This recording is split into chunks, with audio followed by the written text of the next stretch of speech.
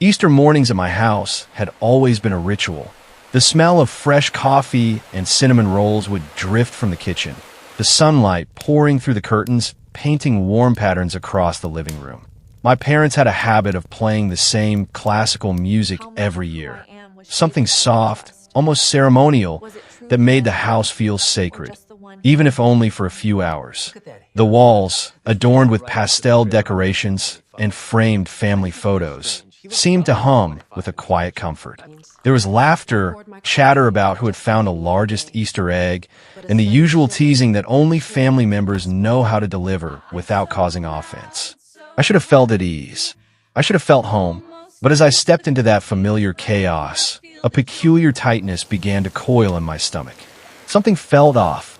At first, I tried to ignore it, chalking it up to the usual holiday nerves. Maybe it was just the fact that I hadn't seen everyone in months. Maybe it was the extra long line at the breakfast table, the clinking of forks on plates sounding sharper than usual. But even as I smiled and hugged my siblings, my eyes kept catching small things that didn't belong, little moments that made the ordinary morning feel like a carefully rehearsed play. There was a glance between my mother and my uncle that lasted a fraction too long, a shadow of a smile that disappeared the instant it was noticed. My father seemed distracted, focusing on pouring coffee as if avoiding eye contact, and my youngest cousin, normally boisterous and loud, sat unusually quiet, almost hesitant. I could feel the rhythm of the household subtly shift beneath the surface, a quiet undercurrent of tension hiding behind the laughter and pastel eggs. I wandered over to the table where the family always gathered for breakfast. The familiar centerpiece of lilies and painted eggs was there, the aroma of baked ham and fresh bread wafting in the air. Yet somehow it felt less welcoming. My hands fidgeted with my napkin, my eyes scanning faces that I had known for decades. Yet there was a strange sense of unfamiliarity in their gestures, a slight stiffness in the way they moved around each other. It was as though I'd walked into a scene I had memorized, but the actors had subtly changed roles. I love my family more than I can ever put into words. They are in so many ways my anchors. And yet, that morning, I felt slightly out of place, like a visitor who knew the house well, but didn't quite recognize it anymore. The realization came slowly, almost imperceptibly, as I noticed the small inconsistencies in the way people spoke, the way they laughed, the way they passed food across the table. Someone was in the room that didn't belong. My mind raced, searching for a rational explanation. A distant relative I had forgotten, a new friend of a cousin, perhaps an unexpected guest. But the feeling was more insistent than that. I caught myself studying a figure at the far end of the table, someone I thought I knew, yet couldn't place entirely. They smiled warmly, nodded politely, laughed in the right moments, but there was a rehearsed quality to it, a kind of precision that made my chest tighten. The odd gestures, the too perfect timing, the way they seemed to glide in and out of conversations without leaving a trace of real connection. It all stirred a sense of unease I couldn't ignore. For the first time in a long time, I realized that the warmth and comfort of my family, the familiar rituals I had grown up with, might be masking something. There was a calm, yes, but it was an uneasy calm, a fragile shell over something fragile and unknown. As laughter echoed and pastel eggs glimmered in the morning light, I felt a faint but persistent suspicion creep in, like a shadow stretching across the edges of the room. By the time I poured myself a cup of coffee and forced a smile at my mother, the seed of doubt had been planted. Something in this perfect morning, in this perfect family, was not as it seemed. And though I couldn't name it yet, the feeling lingered in my chest, cold and insistent. I had no idea that Easter morning would mark the first step into a story I would never forget, a story that would challenge everything I thought I knew about my family and my own life. As the morning unfolded, the feeling of unease only deepened. That faint shadow of suspicion from earlier was no longer just a whisper in my mind. It had grown into a persistent, almost physical presence. It was the sense that someone in the room didn't belong, that beneath the layers of polite conversation and holiday cheer, a quiet dissonance pulsed like a hidden heartbeat. I tried to place it at first, telling myself it was probably just nerves. After all, it had been months since I had seen some family members. Maybe I was imagining things. But then, as the laughter swelled and forks clinked against plates, I noticed the subtle rhythms of interaction that didn't match the rest of the family. It wasn't loud or obvious. It was in the way this person laughed a fraction too long, nodded at the right moments with a kind of practiced precision, and mirrored the gestures of others almost immediately after they happened, like a shadow studying its source. I caught myself observing them more closely, as if I could decode their intentions by sheer will. Their smile was warm, but somehow hollow. Their eyes were friendly, but there was a stillness in them that felt calculated rather than natural. They moved through conversations seamlessly, inserting themselves into stories, commenting just enough to seem involved, yet never adding anything that felt genuine or spontaneous. I couldn't remember when they had first become part of our gatherings, and when I tried to recall, a vague sense of blankness spread across my memory, like someone had erased the record. The strangest part was the family's reaction, or lack thereof. No one seemed to notice the incongruity. They spoke to this person as though they had always belonged, laughed at their jokes as if they had grown up alongside them, and even included them in private gestures, the kind that normally only insiders knew. I felt a creeping paranoia, the sensation of being the outsider in my own family. Every glance exchanged between them and other members carried a hidden meaning I could not decipher. As I sat there, sipping my coffee with a tight grip on the cup, I replayed old memories in my mind. The holiday breakfasts, the birthday parties, the casual get-togethers. They all had this stranger lurking in the periphery, but my mind had simply skipped over them. I remembered fleeting glimpses, a voice in a family story I couldn't place, a shadow in a photograph whose face didn't seem familiar, a presence that never quite added up. And now, with full clarity, I felt that nagging suspicion tighten its grip. This wasn't just a vague sense of discomfort. It was the realization that someone had been woven into the fabric of my family's life, and I hadn't been told who they were. I tried to shake it off, telling myself it might just be my imagination. But every instinct in me screamed otherwise. I noticed subtle inconsistencies. They referenced events I didn't recall, called people by nicknames I had never heard, and, at times, when asked directly about their connection to the family, offered answers that were just slightly too vague, almost rehearsed. It was like watching a character in a play, one who had learned all their lines perfectly, but had no true history. Curiosity mingled with discomfort, an uneasy cocktail that I couldn't ignore. I wanted to confront them, to ask the simplest questions. Who are you? How do you know my family? But something held me back, a mixture of fear, disbelief, and the unspoken sense that I might not be ready for the answers. Instead, I decided to observe, to watch closely, and see if any cracks appeared in the mask. I resolved to pay attention to the smallest gestures, the fleeting moments of truth that might reveal who this person really was. Even as the morning sun brightened the room, the warmth of the holiday could not reach the chill settling in my chest. The stranger's presence was subtle yet undeniable, a quiet weight that shifted the balance of familiarity into something unrecognizable. I loved my family, and I wanted to trust them implicitly, but now I could feel that trust being tested in ways I had never imagined. By the time the last bite of breakfast had been eaten, I knew one thing with certainty. Someone in my life did not belong, and it was not just a matter of unfamiliarity or new acquaintances.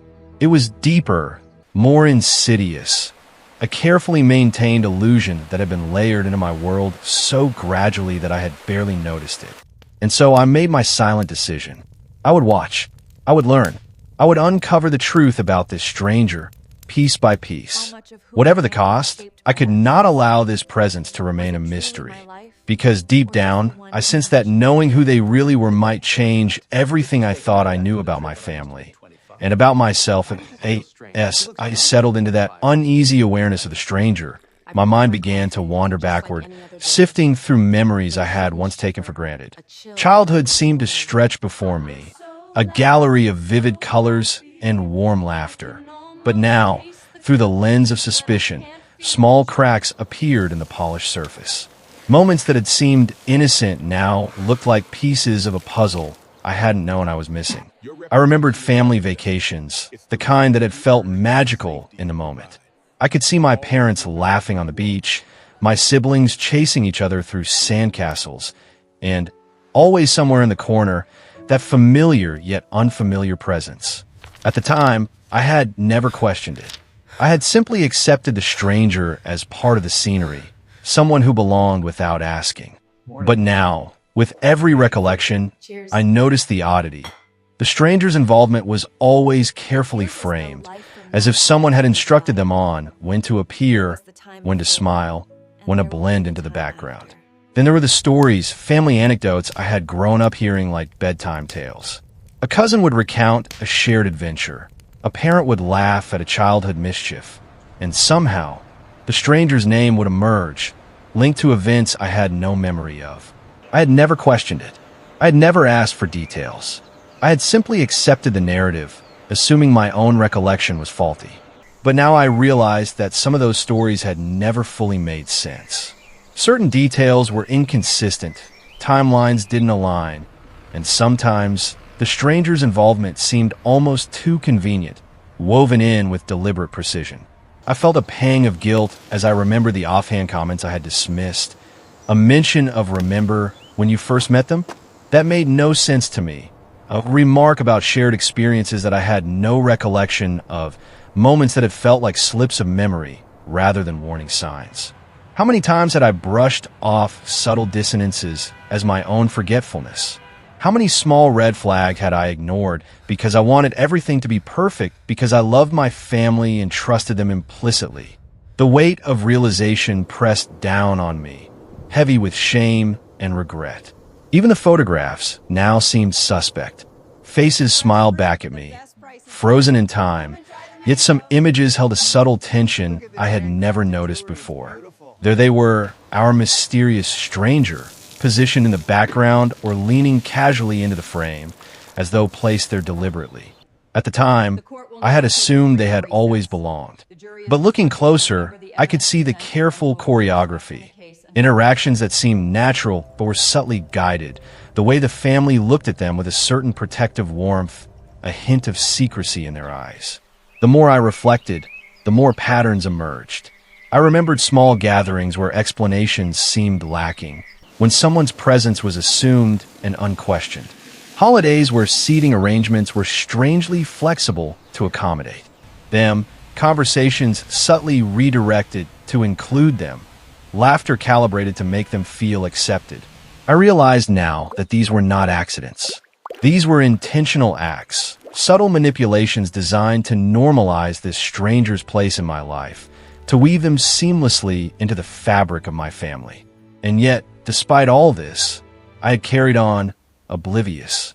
Love had blinded me. Trust had dulled my curiosity. I had chosen comfort over confrontation, familiarity over vigilance. But now, looking back, the pieces aligned into a pattern too deliberate to ignore. The unease I felt that Easter morning was not a fleeting sensation. It was the awakening of a truth I had unconsciously sensed for years, but had refused to acknowledge. With every memory, the emotional tension tightened.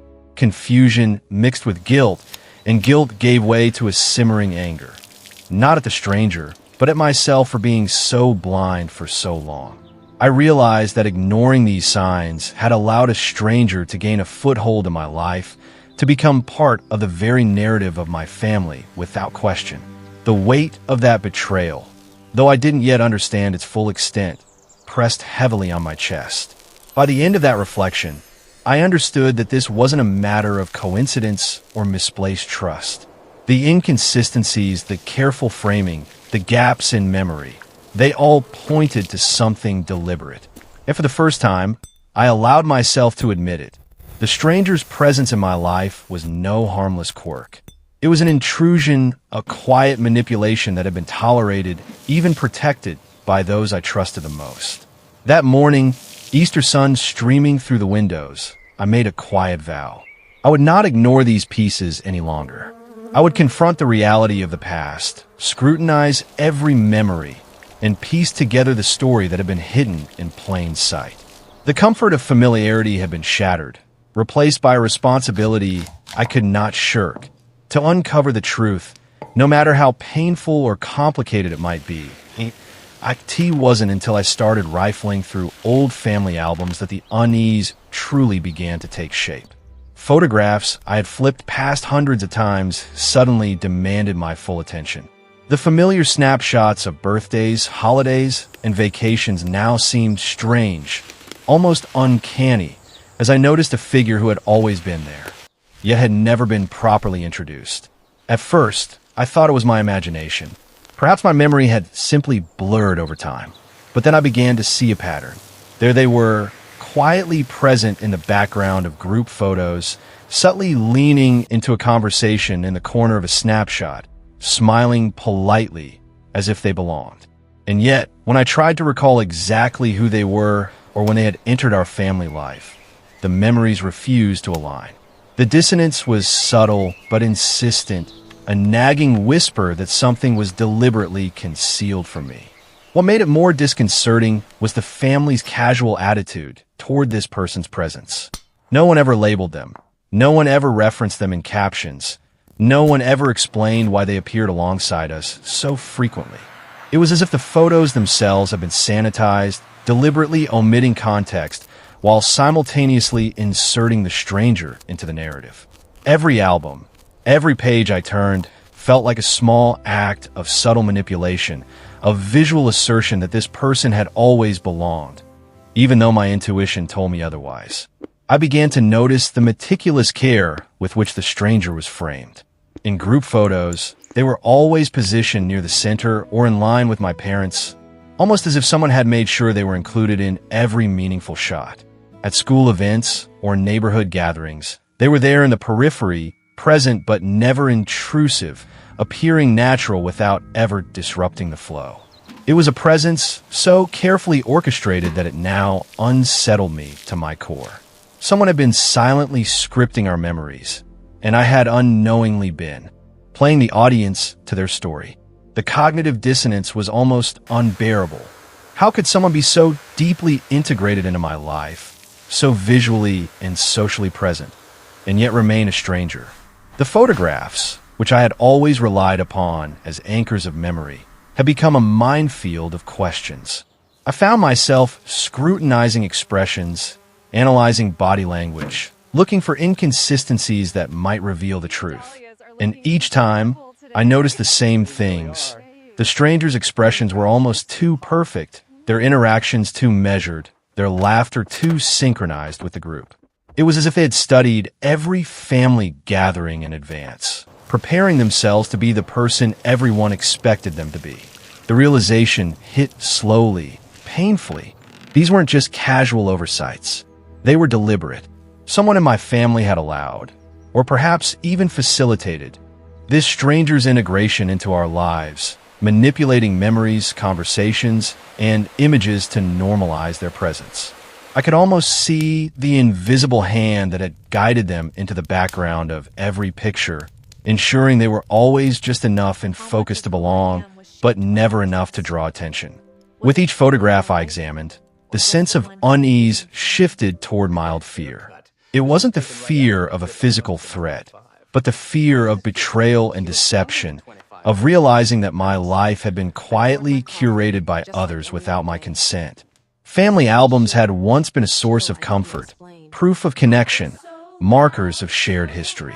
Now, they felt like a carefully constructed stage, one where I had been both a participant and a pawn. And then there were the subtler manipulations, moments I had long forgotten, but that now sprang to mind with haunting clarity. A photo taken on a holiday trip where the stranger had been seated at the head of the table, my parents' hands resting lightly on theirs, as if to show approval. A birthday snapshot where the stranger held a gift with an almost imperceptible prominence, drawing the viewer's eye. Tiny, seemingly innocuous gestures repeated over the years, all designed to cement their place in the family narrative. By the end of that afternoon, I knew that something had to be done. The photographs, once comforting relics, had become evidence of a quiet manipulation, of a stranger's stealthy integration into my family. And yet, I also understood that this was only the beginning. If the albums revealed such careful orchestration, what other secrets might lie hidden in the stories, in the conversations, and in the private corners of our home? For the first time, I resolved to confront my own memories, to question everything I had previously accepted without thought. The stranger had been part of my life for years, and yet I knew almost nothing about them. The trail of photographs had illuminated the truth that I could no longer ignore. I had been living alongside someone I did not truly know, someone my family had allowed into my life under a veil of secrecy. That day, as I closed the album and let the images linger in my mind, I felt the first real stirrings of determination. I would not let this presence remain unexplained. I would dig, investigate, and confront, not recklessly, but patiently, with precision. Because if the stranger had been hidden in plain sight for so long, the truth could only be uncovered with care, persistence, and a willingness to face what had been deliberately concealed. The more I thought about the stranger in the photographs, the more I realized that something far deeper than mere oversight was at play. This wasn't an accidental presence. There was intent here, a deliberate effort to shape my reality without my knowledge. And the realization cut sharper than any blunt truth. I had been living among secrets, and my own family was complicit in keeping them. It began with small, almost imperceptible hints. A sudden change of subject when I asked about certain relatives. An awkward pause when my father referred to an event in the past. My mother's laughter that sounded slightly too forced, eyes flicking toward someone before continuing the story. At first, I had dismissed these moments as natural human behavior, the subtle gaps that occur in any family dynamic. But as I traced them back through memory, a pattern emerged. There were absences that were never explained, stories that didn't align with what I had experienced firsthand, and moments where evasive answers had been offered instead of clarity. I realized that these were not random omissions. They were deliberate. Someone, or multiple people, had consciously chosen to protect this stranger, to integrate them into the family, while simultaneously shielding the details from me. The implications were dizzying. My parents, my siblings, even cousins who I had trusted implicitly, had participated in a narrative that excluded my awareness. They had allowed the stranger to occupy a place in my life that had been curated behind the scenes, their presence normalized to the point that I no longer questioned it. Until now. The emotional weight of this realization was crushing. Confusion spiraled into betrayal, and betrayal into a quiet anger that simmered beneath my skin. I wanted to confront my family immediately, demand explanations, pull the veil from the truths that had been hidden so carefully. But a part of me hesitated. The fear of causing irreparable damage to the very people I loved was almost paralyzing. I recognized in that moment the complexity of loyalty and love, how they could be twisted, manipulated, and weaponized, even unintentionally, to shield someone whose presence should have been questioned from the beginning. And then, the memories that I had brushed off in childhood began to reveal themselves with alarming clarity. Birthday parties where seating had been oddly arranged, conversations where details about the stranger's past had been left ambiguous, outings where explanations about relationships were intentionally vague. Each incident had seemed minor at the time, inconsequential. Now, each one felt like a calculated piece of a larger design, a puzzle assembled to obscure the stranger's true role in our lives. I could feel my trust in my family waver, a tremor that ran through the foundation of everything I had known. I loved them, of course I did, but love did not erase the fact that I'd been misled, subtly and continuously. The protective shell of family warmth that I had relied upon had been breached, not violently, but with a cunning patience that left me shaken to my core. The stranger's presence was no longer a curiosity. It was a breach. Someone had moved into my life and into the stories of my family, under the guise of belonging, while the rest of us remained unaware of the full truth. And as I sat alone, piecing together these scattered recollections, I began to recognize a frightening pattern. The family wasn't merely passive. They were active participants in this deception, whether out of love, fear, or some other complex motive. They had protected the stranger and avoided honest discussion, effectively rewriting the narrative of my life without my consent. I remember the exact moment I felt the full weight of it. I had stumbled upon an old calendar tucked away in a drawer, markings of events and gatherings that included the stranger, some dates labeled subtly, others hidden in the margins. It was like discovering the blueprint of a story I had thought I understood. The realization struck me with a clarity that was almost physical.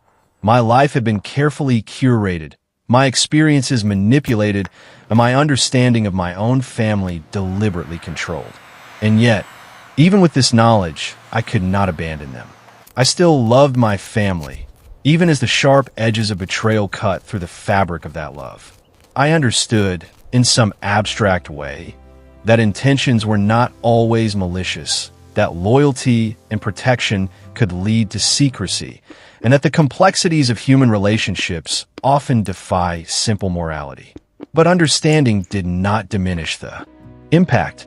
It only made the task ahead more delicate, more treacherous, to uncover the truth without destroying what I still held dear. By the end of that day, a resolution had formed in my mind. I would no longer ignore the signs, no longer dismiss the unease that had haunted me since Easter morning. There was a serious deception at play, a carefully hidden narrative in which a stranger had been allowed to embed themselves in my life, shielded by those I trusted most. And now, armed with awareness, I understood that uncovering the truth would require patience, intelligence, and vigilance, because this was no small quirk or harmless oversight. This was a secret buried deep, and it had shaped my life in ways I was only beginning to understand. It was one thing to suspect that my family had hidden something from me, to feel the unease of Easter morning, to trace the stranger's presence through photographs and whispered hints of secrecy. It was another entirely to see the consequences of that deception ripple into my own life. That's when betrayal first became more than a feeling.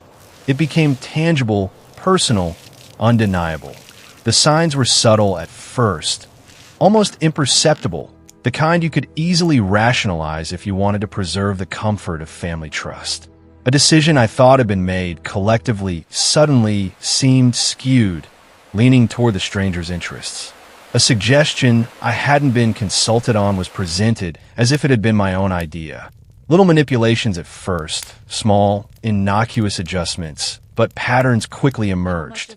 It was as if the threads of my life were being quietly rerouted around a person I barely knew, someone whose presence had been normalized in my home without my consent.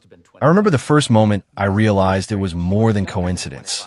I had been planning a family trip, one that I thought was being coordinated with the input of everyone involved. Yet, over the days leading up to it, I began hearing remarks that didn't align with the conversations we had had. Plans were subtly shifted to accommodate the stranger, conversations carefully redirected so that their preferences or schedule seemed natural to me.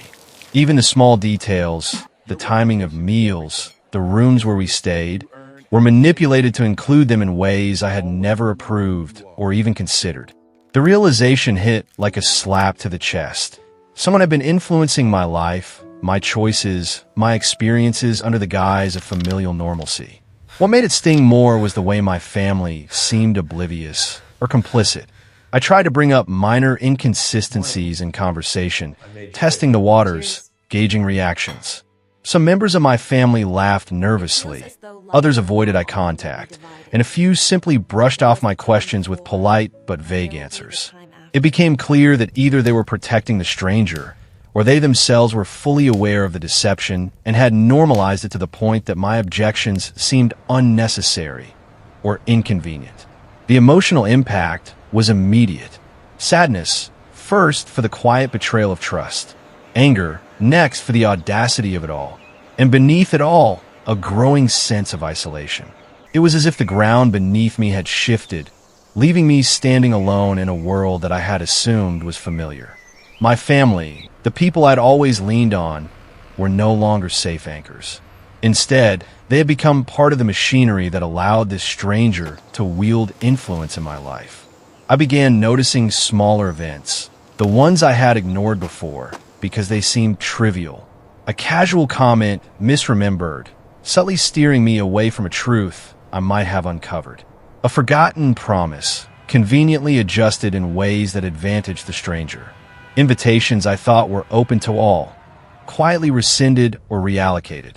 It was manipulation in its subtlest form, almost invisible, but pervasive. The more I observed, the more I realized that this wasn't just a pattern of oversight. It was a deliberate strategy to maintain control over my awareness of the stranger. The moment that crystallized my understanding came unexpectedly, in a conversation I hadn't anticipated. I overheard a hushed discussion between two relatives in the kitchen, their voices low but deliberate. I couldn't make out all the words, but I caught enough to understand that my perspective had been actively shaped, that information had been filtered, and that decisions had been made about me without my consent. The betrayal was no longer abstract. It was concrete. They had not only allowed the stranger into my life, they had allowed the stranger to alter the course of my experiences, to quietly interfere in ways I had never noticed until now. The mix of emotions was dizzying. I felt the sting of isolation, the heartbreak of realizing that my family could not, or would not, be fully honest with me, the anger of being manipulated, and the shock that someone I barely knew could wield such subtle influence over the people I trusted most. It was a betrayal not of one person, but of the very foundation of trust, love, and honesty that had defined my life. And yet, amidst all the hurt and confusion, something else began to take shape, a quiet determination. I could not allow this deception to continue. I could not remain passive while my own reality was being manipulated. The betrayal had revealed a truth I could not ignore. If I wanted to reclaim agency over my life, I would need to be vigilant, to observe, and to act with precision. Anger and hurt could fuel me, but they could not guide me. Clarity, patience, and intelligence would be my tools. By the end of that day, I understood something profound. The stranger's presence was no longer just a curiosity, no longer just an intrusion into my family's story. They were actively reshaping it, and in doing so, reshaping me. And if I wanted to restore balance, I would need to confront not only the stranger, but also the complicity of those around them. The path ahead would not be easy, but it was necessary. That was the day I realized betrayal was not always loud. Sometimes it is quiet, insidious, threaded into everyday life in ways that make it almost invisible until the damage is done. And once you see it, once you acknowledge it, there is no turning back. The only choice is to face it head on, armed with the resolve to uncover the truth and reclaim what has been quietly stolen. After the first undeniable signs of betrayal, my world felt smaller, narrower, and suddenly more precarious. The stranger's presence had begun to ripple through my life, and I could no longer ignore it. But what struck me most was the realization that the deception was not just in their subtle influence. It was alive in the whispers, the hushed tones, the secretive glances that I had long overlooked. It started one evening when I lingered in the living room, pretending to be absorbed in a book while the family gathered elsewhere. From the corner of my eye, I noticed a stranger slip quietly into the hallway, followed by two family members whose expressions were unusually tense. Their voices were low, almost conspiratorial, and even from a distance, I could tell the conversation was meant to remain unheard. I froze, straining to catch fragments of words, piecing together the rhythm of their exchange. It didn't take long for the first hints of duplicity to emerge. I caught phrases like, "make sure they don't notice," and "we can't tell them yet," and even, "they'll only make things complicated." The words hit me like a splash of cold water. I realized in that instant that what I had been sensing all along, the rehearsed smiles, the seamless presence, the subtle manipulations, was being actively coordinated. My family was not just hiding details. They were orchestrating a narrative that excluded me, maintaining the stranger's place in my life while keeping me in the dark. The discovery changed everything. Every interaction, every conversation I had previously accepted at face value now carried a shadow of doubt. I began noticing discrepancies between what was said and what was true. Casual stories about the stranger shifted slightly depending on who was telling them, as if each family member had been given a script, each version designed to obscure rather than reveal. Even small details, like how the stranger's preferences were explained or their history recounted, were inconsistent, leaving gaps I couldn't reconcile. Paranoia started to creep in. I caught myself listening in on more conversations, sometimes from another room, sometimes through the thin walls of the kitchen, piecing together fragmented sentences, tonal shifts, and the pauses that betrayed nervousness. With each discovery, the sense of betrayal deepened. I realized that some family members were complicit, not out of malice, perhaps, but out of habit, fear, or loyalty to one another. The stranger had become the silent center of a web, and I had been kept on the periphery, unaware and unsuspecting. The emotional toll was intense. I felt isolated in my own home, trapped in an environment where trust was fractured. The warmth of family gatherings, once comforting, now felt performative, almost suffocating. I could no longer assume honesty. Every smile, every story, every gesture might conceal layers of deception. And yet, despite the fear, there was a spark of clarity. The whispered lies confirmed the suspicions I had held since Easter morning and illuminated a path forward. To understand the stranger's role, I needed to observe carefully, collect evidence, and discern the truth for myself. Small details became magnified in importance. The way a relative's tone softened when a stranger entered a room, the subtle redirection of questions, the pauses before answers, the avoidance of direct eye contact, the careful alignment of stories to maintain consistency. It was a symphony of deceit, orchestrated with precision, and I was finally beginning to hear the music in its entirety. The realization was both frightening and empowering. I understood that uncovering the truth would require patience and subtlety. Any confrontation too early or too impulsive could shatter fragile relationships and tip off those who were protecting the stranger. I needed to remain calm, to watch, to gather information meticulously, and to recognize who was truly an ally and who was complicit. My strategy had to be measured, intelligent, careful, deliberate. By the time night fell and the house grew silent, I felt a mixture of exhaustion and resolve. I had glimpsed the machinery of deception, seen the threads of whispered lies that held the stranger in place, and understood the extent to which my own perception had been manipulated. I was angry, yes, and saddened by the duplicity, but I was no longer passive. I had begun to map the terrain of betrayal, noting patterns, inconsistencies, and alliances. And I understood that the next step would be even more revealing, uncovering tangible proof of the stranger's role, evidence that could not be dismissed or rationalized away. In that quiet, isolated moment, I made a silent vow. I would see this through, piece by piece, until every whispered lie, every hidden conversation, and every subtle manipulation was laid bare. I would reclaim the truth of my life, not recklessly or violently, but methodically, patiently, and intelligently. The stranger could not remain hidden forever, and neither could the family's complicity. I hadn't planned on finding the truth that night. In fact, part of me was still hoping I wouldn't. Hope has a strange way of clinging to you, even when logic says it's time to let go. But the house has its own rhythm after midnight. Floorboards creak differently, silence feels heavier, and that was when the truth finally surfaced. I was looking for something mundane, an old document, a receipt, proof of an appointment my mother had mentioned in passing. I told myself it was harmless, just curiosity, nothing more. But as I opened a drawer I had no real reason to open, I felt that familiar tightening in my chest, the instinct that tells you this moment will change things. Inside was a folder, plain, unlabeled, the kind of thing no one thinks to question because it doesn't draw attention to itself. My hand trembled slightly as I opened it, not from fear exactly, but from anticipation. I didn't know what I expected, Maybe notes, maybe schedules, maybe nothing at all. What I found instead felt like the floor giving way beneath me. There were emails, printed ones, conversations I had never been meant to see, messages exchanged between the stranger and members of my family, spanning years. The language was careful, deliberate, familiar, even. They discussed logistics, appearances, timing.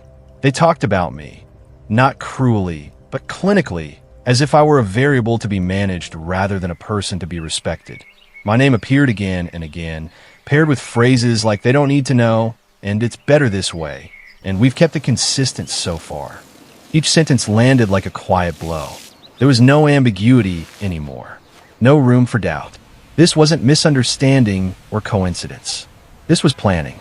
Then I found documents. Old ones. Legal-looking papers folded carefully, edges worn from being handled too often. I didn't understand everything at first, but I understood enough. The stranger wasn't just a passive presence in my life. They had a defined role, a purpose, a reason for being there that went far beyond casual family connection. The realization came in waves. First, disbelief. My mind fought against what my eyes were seeing, searching desperately for alternative explanations. Then shock, sharp and breath-stealing. And finally, a slow, crushing understanding. My life had been shaped without my consent. Decisions had been made around me, not with me. I sat there on the floor, papers spread out like evidence at a crime scene, my heartbeat loud in my ears. I thought of every moment I had doubted myself. Every time I had assumed my memory was flawed, my instincts unreliable. All those times I had trusted explanations that never quite made sense. It hadn't been my imagination. It had been design. The stranger's true identity, what they represented, why they were protected, was suddenly horrifyingly clear. They weren't just someone my family had accepted. They were someone my family had chosen to embed into my life, believing they knew what was best for me. Whether their intentions were protective or selfish no longer mattered. The result was the same. My autonomy had been quietly erased. Fear crept in next, not of physical harm, but of emotional fallout. I understood now why the conversations had been whispered, why the stories never lined up perfectly, why questions were redirected instead of answered. Confronting this truth wouldn't just expose the stranger. It would expose my family's choices, their justifications, their failures. And yet, alongside the fear, something else surfaced. Clarity, clean and sharp, the kind that burns away confusion and leaves only reality behind. I finally understood the full scope of the manipulation. My relationships, my decisions, my sense of self, they had all been subtly influenced by a narrative I was never meant to see. I realized then that this wasn't just about discovering the truth.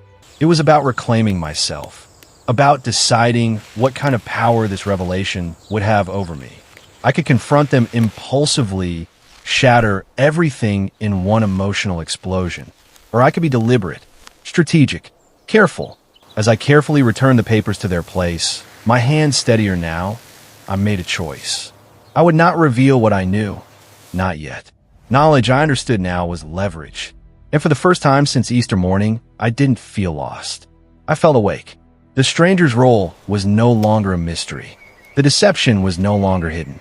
And while the truth was disturbing, deeply, profoundly so, it gave me something I hadn't had before: control. That night, lying awake in the dark, I stared at the ceiling and let the full weight of it settle. My life had been manipulated without my consent. But now, the truth was mine. And whatever came next, I would face it on my own terms. After that night, everything felt different, even the air in the house. Nothing had changed on the surface. Breakfast was still served at the same time. Conversations still flowed. Laughter still appeared on cue. But underneath it all, I felt cornered by a truth no one else knew I carried. It sat heavy in my chest, a secret layered on top of their secrets, isolating me in a way I had never experienced before. I withdrew without meaning to. I spent more time alone in my room, taking longer walks, inventing reasons to step away from conversations that now felt staged. Every interaction required effort. Every smile felt borrowed. I was surrounded by people who loved me, or claimed to, but I had never felt more alone in my life. Anger surged in waves. Sometimes it was sharp and immediate, triggered by a casual comment or a familiar lie told too easily. Other times it was quieter, simmering beneath the surface, leaving me exhausted rather than explosive. I wanted to scream, to demand answers, to force them to acknowledge what they had done. But anger alone offered no solution. It only reminded me how vulnerable I still was. Sadness followed close behind. I mourned the version of my family I thought I had known, the one built on honesty, trust, and shared reality. I mourned the years I had lived without full agency, the decisions I had made based on incomplete truths. And perhaps most painfully, I mourned the loss of innocence. Once you see manipulation for what it is, you can never unsee it. I replayed moments from my past with new understanding. Times I had doubted myself. Times I had felt off, but brushed it aside. Times I had relied on my family's guidance, believing it came from a place of transparency. Realizing how carefully the stranger had been shielded and how deliberately information had been filtered made me question how many parts of my life had been quietly shaped without my awareness. Despite the fear and grief, something else began to take root: resolve. I recognized my vulnerability, yes, but I also recognized my position. I knew the truth now. I had evidence. I had perspective. And most importantly, I had time. No one knew what I knew, which meant I could choose my next steps carefully instead of reacting emotionally. I began to think strategically, not in terms of confrontation, but in terms of protection. How could I ensure my safety, emotionally and mentally, before revealing anything? Who, if anyone, could be trusted? Which family members had been complicit, and which might have been following along without fully understanding the implications? These questions became my anchors, grounding me when emotions threatened to spiral. I also started to see the stranger differently. Their presence no longer intimidated me. Instead, it clarified things. I observed them with distance, noting how comfortable they seemed in a role built on secrecy, how easily they relied on the family silence, how confident they were that I remained unaware. That confidence told me something important. They underestimated me. Late at night, when the house was quiet, I allowed myself to feel everything fully: the anger, the sadness, the disbelief. I didn't rush myself toward forgiveness or closure. I understood now that healing didn't begin with pretending nothing had happened. It began with acknowledging the damage honestly. And slowly, amid the emotional chaos, a plan began to form. Not fully, not clearly, but enough to give me direction. I didn't want revenge born of rage. I wanted control restored. I wanted the truth exposed in a way that couldn't be dismissed or twisted. I wanted consequences that were firm, fair, and undeniable. By the end of that week, I no longer felt paralyzed. I still felt alone, yes, but no longer powerless. Isolation had forced clarity upon me. It had stripped away illusions and left me with something stronger than anger: intention. I understood that. What came next had to be careful, non-violent, thoughtful. Reckless confrontation would only give them time to rewrite the narrative again. Patience would be my shield, intelligence my weapon. As Easter faded further into memory, I knew one thing with certainty: I would not remain cornered. I would not let their version of my life stand unchallenged. The truth had already set things in motion, and I was ready, quietly, deliberately, to take the next step toward reclaiming control. Once the initial storm of emotions began to settle, I knew I couldn't stay suspended in reaction. Anger and grief had their place, but they couldn't guide what came next. What I needed was clarity, structure, a way to turn scattered realizations into something solid and undeniable. So I began to map out the truth, quietly, methodically, one piece at a time. I started with time, dates, moments. I took everything I knew and laid it out mentally like a timeline, anchoring memories to holidays, moves, milestones. When had the stranger first appeared? When had their presence shifted from occasional to constant? I traced it back through years of gatherings and transitions, noticing how their role evolved gradually, almost invisibly, until it felt natural, inevitable even. That slow integration hadn't been accidental. It had been carefully paced. I wrote things down in a notebook I kept hidden. Names, phrases I had overheard, references from emails I had read, even small details: who defended the stranger most often, who avoided questions, who seemed uncomfortable when certain topics surfaced. Patterns emerged quickly.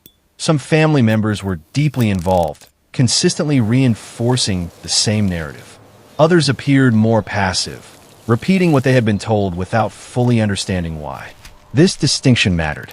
It showed me where pressure points existed and where potential allies might be found.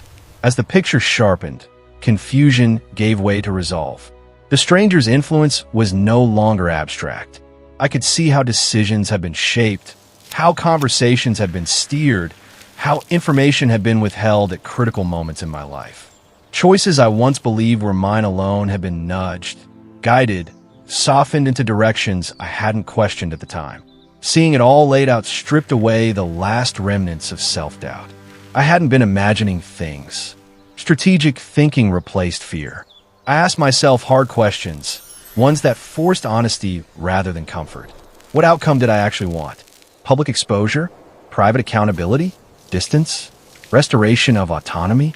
I knew one thing for certain. Chaos would only serve those who had built the deception. I needed a path that revealed the truth without allowing it to be distorted or dismissed as emotional overreaction. I rehearsed conversations in my head, not confrontations but revelations. Thought carefully about what evidence mattered and what emotions I needed to control. I understood now that truth alone wasn't enough. Presentation mattered, timing mattered, credibility mattered, and I had all three on my side if I remained patient. The notebook grew thicker over days. Each entry strengthened my sense of control. This wasn't obsession, it was reclamation. For the first time, I was shaping my narrative instead of living inside someone else's. I wasn't rushing. I wasn't acting impulsively. I was preparing. And in that preparation, something unexpected happened. The fear began to fade. Not disappear entirely, but loosen its grip. Knowledge had that effect. The more clearly I understood the deception, the less power it held over me. I stopped flinching at half-truths. Stopped reacting to vague explanations. I was listening now, not for reassurance, but for confirmation. I also began to consider who deserved to know the truth, and in what order. Not everyone needed to hear everything at once. Some people would need space to process. Others would resist. Some would deny outright. I accepted that not everyone would stand with me. And that was okay. Justice didn't require universal approval. It required honesty and intention. By the end of that phase, I felt ready in a way I hadn't before. Not emotionally numb, not detached, but grounded. My thoughts were clear. My strategy was forming. I knew where the deception had started, how it had been maintained, and who had helped sustain it. Most importantly, I knew myself again. I trusted my instincts. I trusted my judgment. And I trusted my ability to act wisely rather than react emotionally.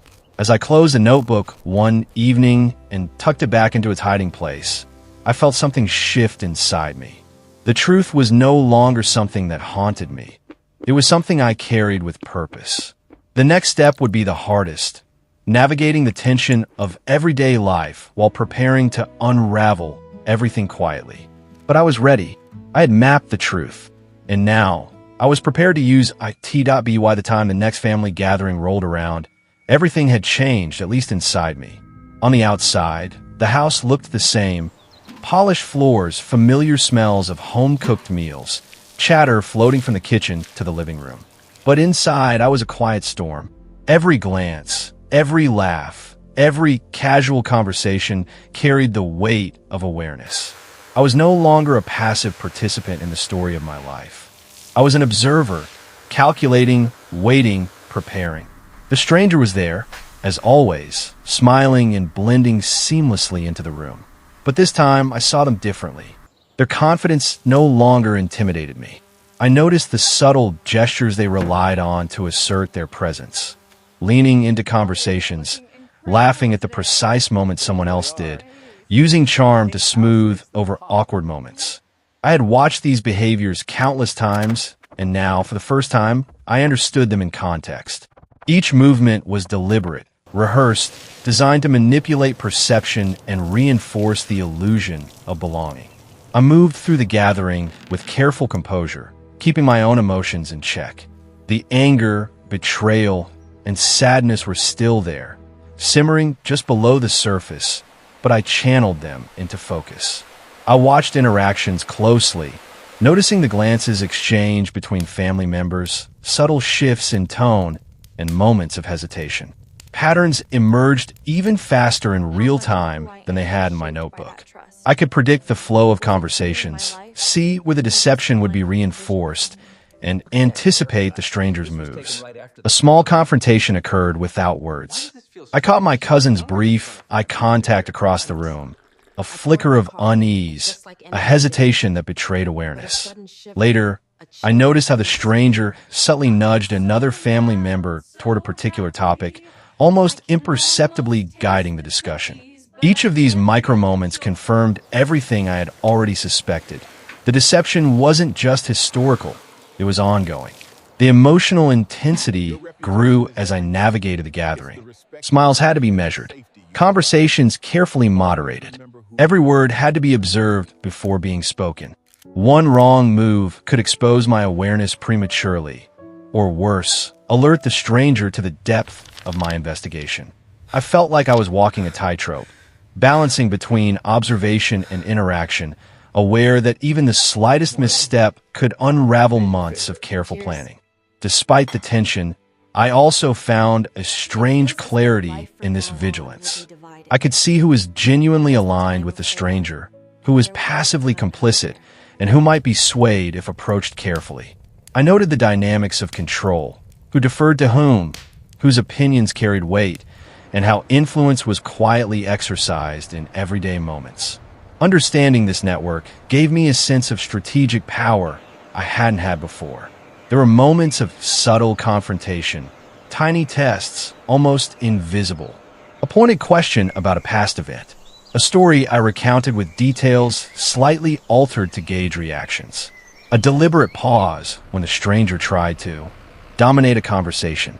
Each instance felt like probing a minefield, tense, silent, dangerous, but necessary. I needed to see who would react, who would flinch, and who would reveal more than they intended. As the day progressed, I realized just how fragile the house of deception was. Everything depended on careful timing, rehearsed gestures, and unspoken rules. Yet now, with my awareness, I could see the cracks forming. Subtle inconsistencies, micro-expressions, and fleeting moments of tension revealed that not everyone was comfortable with the deception. Some family members seemed torn, caught between loyalty to the stranger and the unspoken truth. Others were fully invested, perpetuating the illusion with skillful precision. By evening, the tension had reached a peak. I could feel it in the air, the quiet energy of anticipation, the unsaid thoughts swirling around the room. I had learned to mask my own emotions, to move through the gathering without revealing too much, yet every glance, every subtle gesture, every whispered word confirmed that I was no longer in the dark. I had become both participant and observer, simultaneously part of the family and apart from it.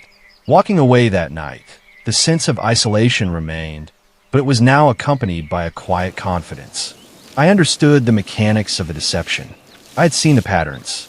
I had tested reactions and gathered information without alerting anyone. And most importantly, I knew the moment for the next step was approaching. The stranger's control, once unchallenged, was beginning to erode under the weight of my awareness and careful strategy. The tension had peaked, yes, but that peak brought clarity. I no longer feared the unknown.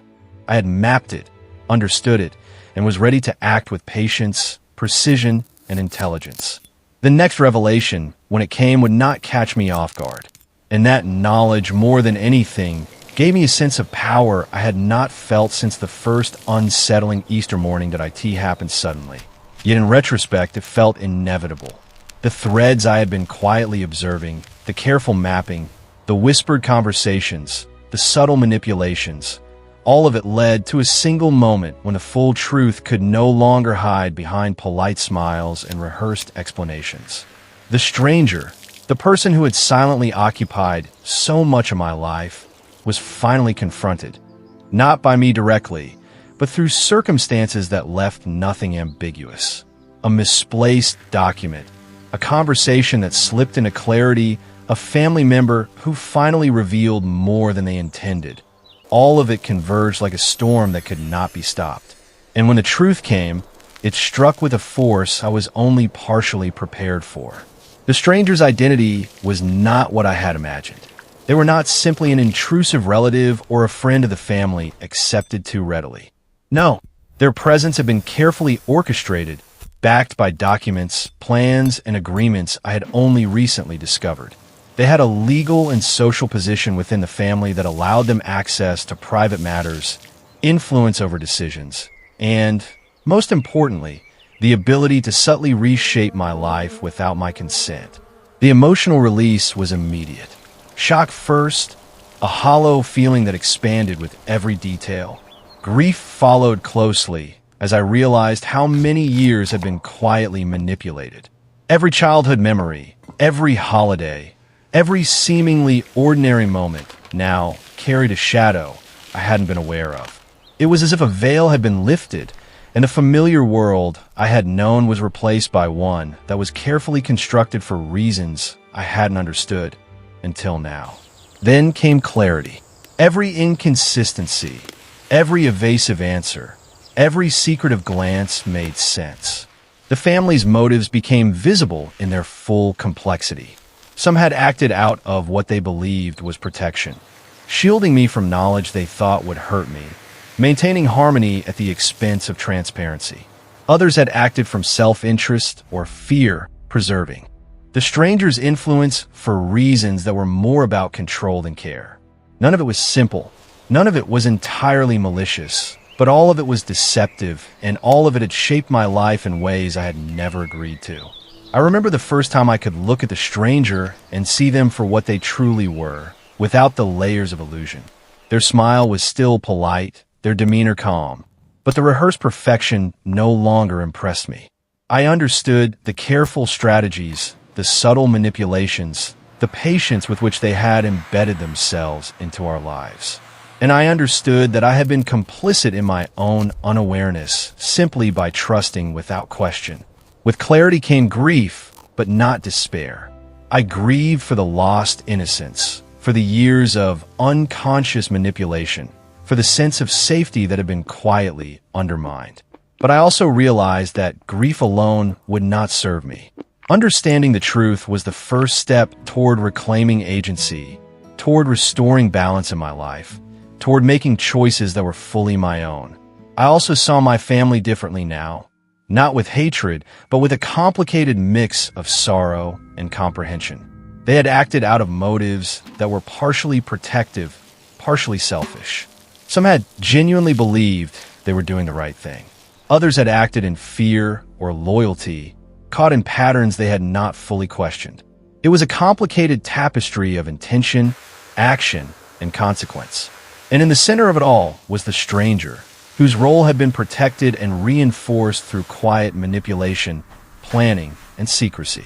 The final piece of the revelation came as I considered my own next steps. I realized that this knowledge gave me a unique position. I could act deliberately, with patience and intelligence, rather than reacting impulsively out of anger or hurt. The truth was mine to wield, and I could choose how to restore balance without causing unnecessary harm. I could see now that justice did not need to be violent. It needed to be clever, strategic, and morally grounded. As I processed everything that night, I felt a profound shift. The weight of deception was heavy, but it no longer paralyzed me. I was aware, alert, and ready. The stranger's influence, which had once felt omnipresent and uncontrollable, could now be addressed methodically. The family's motives, though mixed, could now be confronted with clarity. And my own path forward, once uncertain and tangled, was now mapped in my mind, precise and deliberate. By the time I went to bed, the emotional intensity had transformed into quiet resolve. Shock and grief still lingered, but they were tempered by understanding and determination. The truth had been revealed, fully and unmistakably. And in that revelation lay both the power and the responsibility to act wisely, restore balance, and reclaim the life that had been quietly shaped around someone else for far too long. After the truth had settled into sharp focus, I expected isolation to deepen. I thought I would be entirely alone in navigating the fallout, forced to rebuild a life quietly manipulated for years. But life has a way of surprising you, even in the midst of betrayal. And that's when I discovered the first glimmers of unexpected alliances. They came from family members I had long considered neutral, perhaps even slightly indifferent. People who had been present at gatherings, but whose eyes never fully met mine. People whose voices had been soft, who rarely offered opinions or interjected in decisions. I had assumed passivity was their choice, that they were content to let the stranger's presence continue unchallenged. But I began to notice subtle signs, hesitations, shifts in posture, almost imperceptible glances that suggested they too had questions, too had noticed inconsistencies. The first real confirmation came quietly. One evening, I lingered after a dinner gathering, ostensibly helping clean up the dishes. A cousin, normally reserved, sidled close and whispered something that made my heart. "Skip, I think you already know more than you should. Don't be afraid to ask. I'll answer what I can." That moment, brief and hushed, felt like a lifeline. Here was someone who saw the deception, who understood the weight I carried, and who was willing to help me navigate it without judgment or pretense. From there, alliances grew slowly but steadily. Another relative, initially hesitant, began sharing memories and small pieces of information that filled in gaps in my understanding.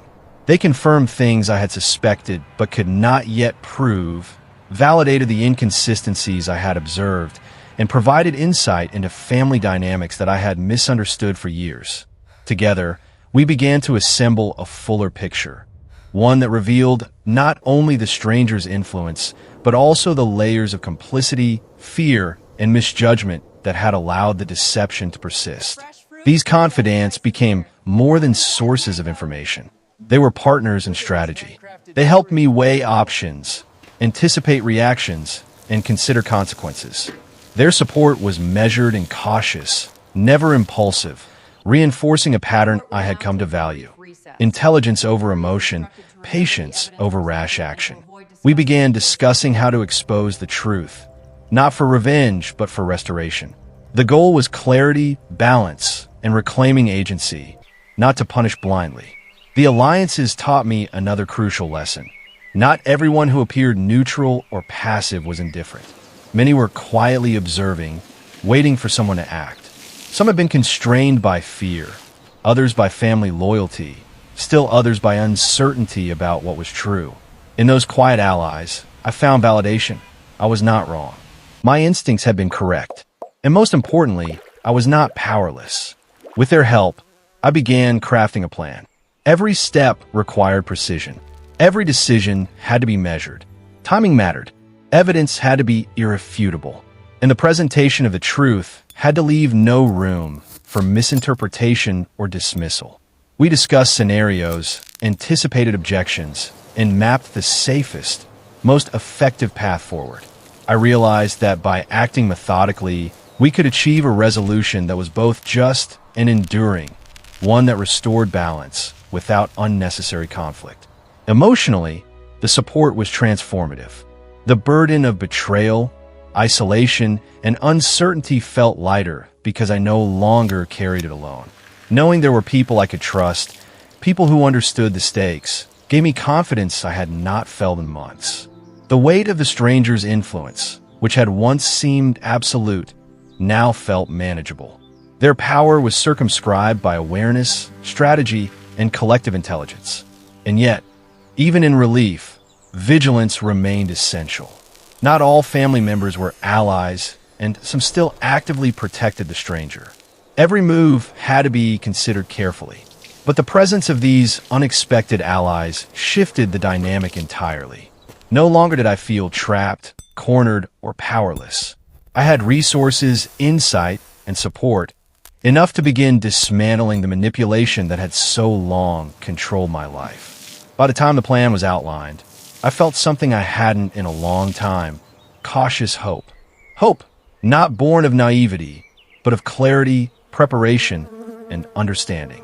We were ready to act intelligently, to reveal the truth with precision, and to ensure that the stranger's influence was addressed in a way that could not be ignored or obfuscated. That evening, I realized how deceptive appearances can be. Some family members had seemed neutral, uninvolved, or even compliant. In truth, many had been quietly observing, ready to align with justice once someone took the first step. The realization was empowering. Allies had been there all along. They just needed the right moment, the right leadership, and the right courage to act alongside me. The alliances formed in those quiet hours gave me more than strategy. They gave me reassurance that my approach, measured, patient, and morally grounded, was valid.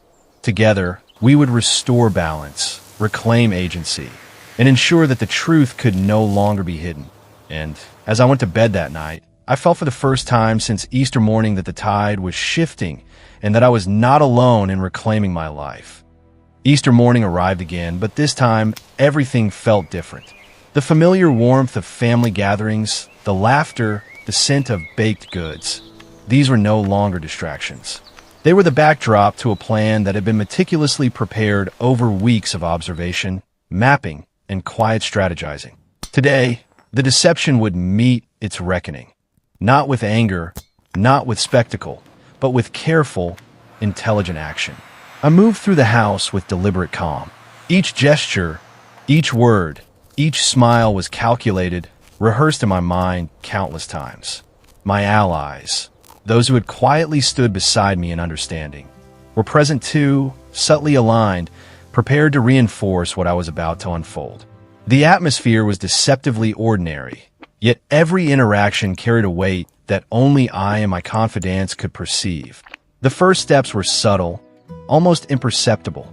I guided conversations toward topics that revealed inconsistencies without directly accusing anyone. I asked questions that seemed casual but were designed to draw out truths. I noticed the stranger's micro-reactions, the slight stiffening of posture, the controlled smile, the almost imperceptible shift in gaze, and I knew the effect was taking hold. They realized, even if only subconsciously, that the terrain had shifted. The balance of power was no longer theirs. Next came the gathering of evidence in plain view. Documents, photographs, and statements that had once been hidden or obscured were introduced subtly, framed as casual family reflections or nostalgia-driven storytelling. No one could accuse me of manipulation because it appeared organic, conversational, natural. Yet every piece worked together to illuminate the reality of the stranger's role, the careful orchestration, and the years of subtle control. Those who had been unsure, who had hesitated, began to see the truth clearly. Even some of the more passive family members could no longer ignore what had been quietly laid before them. The stranger attempted to intervene at one point, redirecting a story, leaning into a conversation, trying to assert the old dominance. But it no longer worked. My calm, measured presence, combined with the corroboration of my allies, neutralized each attempt. Every manipulation was countered, not with confrontation, but with clarity, subtle, undeniable, and disarming. They could no longer shape the narrative because the truth had been mapped, understood, and gently exposed. Emotionally, it was a strange satisfaction. There was no rage, no violent retribution, no need for spectacle. The quiet justice of observation, intelligence, and patience had achieved what anger never could. The stranger's influence, once pervasive and hidden, had been diminished, their authority quietly eroded by the methodical exposure of facts. It was justice, yes, but it was also an elegant lesson in patience and strategy. I watched the family dynamics begin to realign naturally. Conversations flowed more openly. Questions were met with honesty, and the protective veil around the stranger thinned perceptibly. Some family members struggled with guilt, others with relief. The atmosphere, once artificially harmonious but quietly tense, started to feel real again. Messy, imperfect, human. And I realized that this authenticity, difficult as it was far more valuable than any forced harmony maintained through secrecy. There was a moment of quiet reflection, alone in a corner of the house while others celebrated the holiday. I allowed myself to feel the full weight of what had been accomplished. Years of subtle deception had been gently unraveled. Control over my life had been reclaimed without violence, without humiliation, without the chaos that so often accompanies exposure. Every action had been deliberate, morally grounded, and carefully executed. And in that, I felt a deep, tempered satisfaction. Yet, amid the satisfaction, there was still sadness. Sadness for the innocence that had been lost, for the trust that had been broken, for the years quietly manipulated. But that sadness was tempered by clarity, by understanding, by the knowledge that the next chapter would be lived fully aware, free from invisible influence. The deception that had once dominated my life could no longer touch me. As Easter celebrations wound down and family members began to depart, I felt a quiet sense of accomplishment. The day had unfolded without spectacle, without confrontation, but with lasting impact. The stranger's presence, once dominant and pervasive, was now diminished in its significance, their role in my life finally placed into perspective. The family, too, was beginning to function more authentically, guided by truth rather than protection, fear, or habit. That night, I lay in bed with a sense of calm I hadn't known in months. The quiet justice of the day had reminded me that patience and intelligence could achieve what anger alone never could. That strategy, preparation, and moral clarity could dismantle even years of careful manipulation. And that, above all else, the truth, when wielded wisely, could restore balance, reclaim autonomy, and begin to heal the wounds left by betrayal. Easter had returned, but it was no longer just a holiday. It had become a turning point, a day of reclamation, clarity, and careful justice. And in that quiet triumph, I felt the subtle yet powerful restoration of control, agency, and understanding in my life. The house was quiet now, the echoes of Easter celebrations fading into memory. For the first time in months, perhaps years, I felt a profound stillness. Not emptiness, but a deep, reflective calm. The stranger's influence, once pervasive and subtle, had been diminished. Family dynamics, once clouded by secrecy and quiet manipulation, were slowly realigning toward authenticity. And I at long last could breathe. As I sat alone, I thought about the journey that had brought me here, from the uneasy morning that had first hinted at something off, to the growing suspicion, the hidden conversations, the disturbing discoveries, and finally, the careful execution of quiet justice. Every moment had been a lesson, each one teaching me something about vigilance, patience, and the strength it takes to reclaim one's life without causing unnecessary harm. One of the first lessons was about trust and its careful calibration. I had learned that trust is fragile, easily exploited, yet essential to the bonds that hold a family together. Blind trust had allowed deception to flourish, but thoughtful trust, earned and observed, could restore it. The process had not been easy, but it reminded me that discernment is not cynicism, and caution is not weakness.